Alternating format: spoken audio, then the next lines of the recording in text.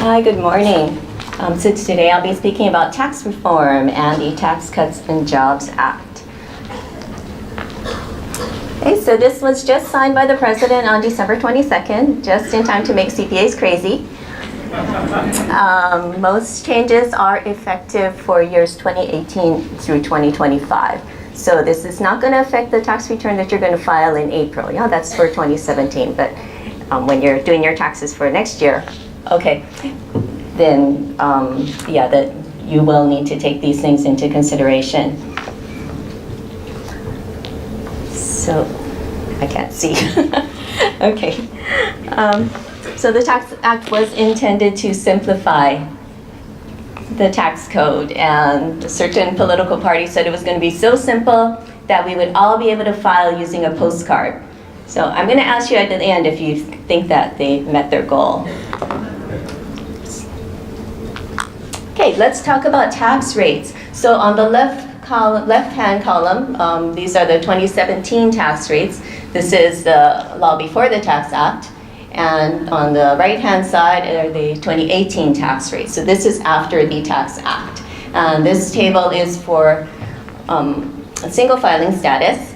So you can see that the tax rates are lower. The maximum tax rate was 39.6%. Now it's down to 37%.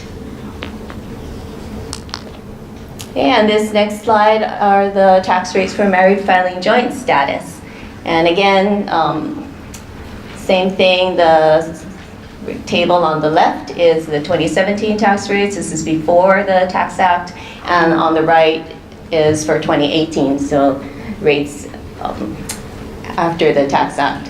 And again, maximum tax rate was 39.6%, and now it's 37%. So if you look at the income brackets, they're basically double what the single filing status brackets were, for the lower brackets. And once you hit the 35%, though, there is a marriage penalty. Okay, so when you do your taxes, as you know, you're going to add up all of your income. And then you either itemize your deductions or you take the standard deduction. So one of the big changes with the new Tax Act is an increase in the standard deduction.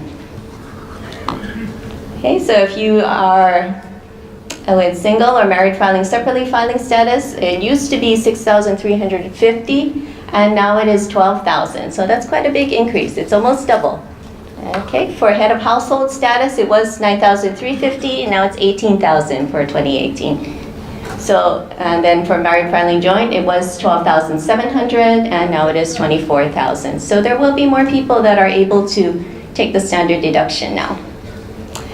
And there is no change to the additional standard deduction for those ages 65 and older or blind.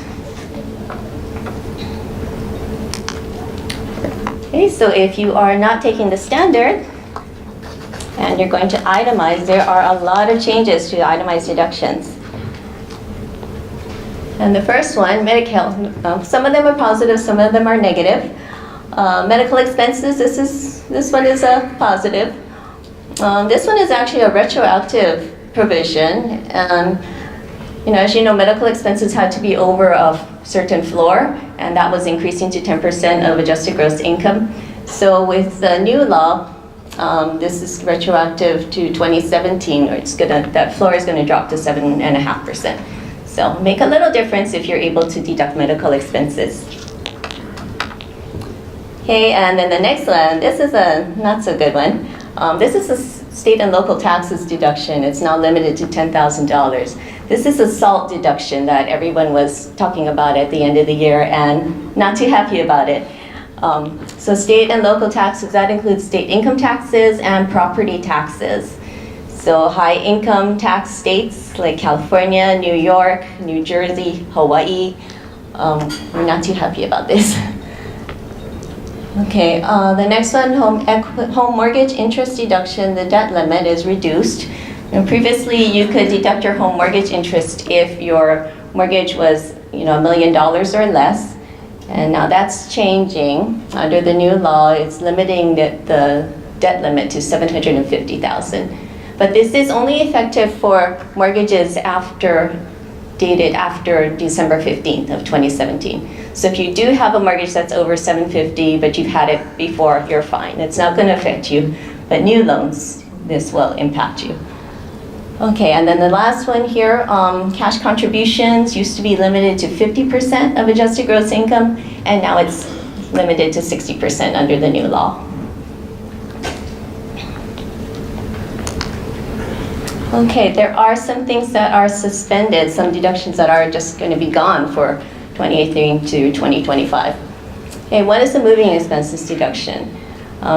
You were able to deduct your moving expenses if you're moving for work. This is no longer available except for military. The home equity loan interest deduction. If you have a home equity loan, the interest is just not deductible for the next 8 years. Okay, and the next one, 2% miscellaneous itemized deductions.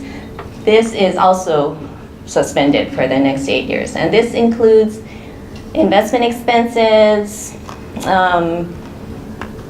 safe deposit box fees, union dues, also tax preparation fees. It's not deductible. I guess because we're all going to file with those postcards. Okay. Sorry. Okay. Two more things that are being suspended. The P's limitation for itemized deductions. This is for higher income people where their itemized deductions are limited. So that is going to be gone for the next 8 years. And personal exemptions. Now this one is going to affect most people. You know, this is the exemption where you get a deduction of $4,050 for each taxpayer and dependent, and that is going to be gone. So that will probably offset the increase in the standard deduction. Oops. Okay, this one is permanent, or permanent as is for now. That could always change. And this is for alimony and separation agreements. If you are the one paying alimony, then there is no alimony deduction. If you're receiving alimony, then there's no inclusion of alimony in income. But this is for agreements after December 31, 2018. So this won't take effect for a little while.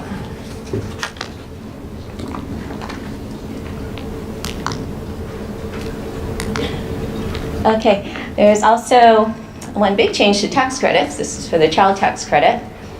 Child tax credit used to be $1,000, and for children under age 17, there was a phase out.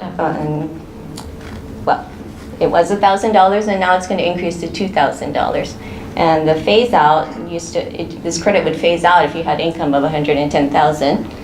And you know, children are expensive. So now the income phase out starts at $400,000. So more people will be able to use this credit. Okay, there is also a new credit, and this is a non-child dependent credit. Okay, so for if you have other dependents who are older than 17, then you can take that, and it's a $500 credit.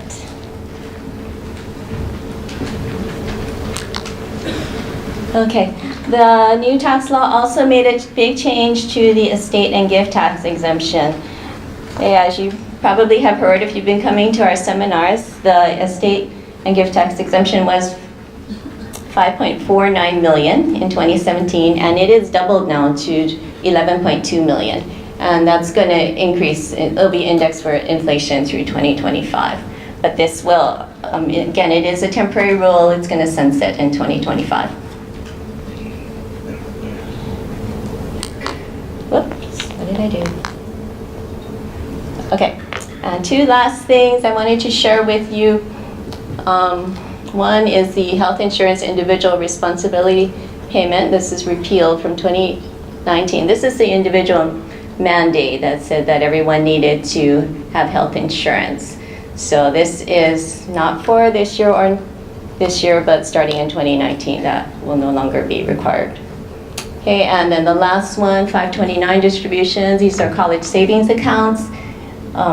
They used to be just limited to college, but now you can use them for elementary and secondary school tuition of $10,000.